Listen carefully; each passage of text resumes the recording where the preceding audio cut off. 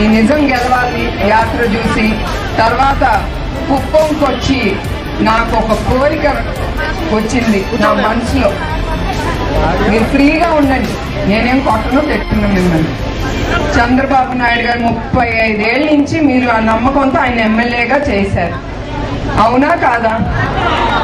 ఇప్పుడు నాకు ఒక కోరిక కలిగింది, ఆయన్ని కొంచెం రెస్ట్ తీసుకోమని నేను నుంచుందాం అనుకుంటున్నాను.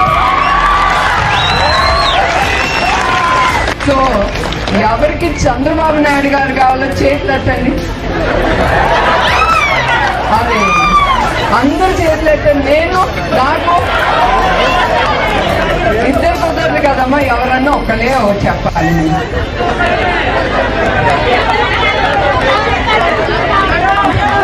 నేను ఇది ఊరికనే అంటున్నాను, నేను ఏది చేసినా నా మనసుకి తోసేది నేను చేస్తాను. నాకేదో ఈ పోస్ట్ కావాలి ఆ పోస్ట్ కావాలని మాత్రం కాదు, నాకేం అక్కర్లేదు.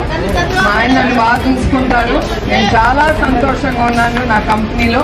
ఇట్లా మిమ్మల్ని అందరినీ తప్పకుండా కలుసుకుని నేను సంతోషిస్తాను. ఇది ఊరికి ఒక జోక్ కింద, ఎప్పుడు సీరియస్ గా మాట్లాడితే బాగోదు కదా, అది ఒక లైటర్ మూమెంట్. ఇది నిజం అనుకోబాకండి, ఆయనే ఉంటారు మీకు ఎప్పుడు.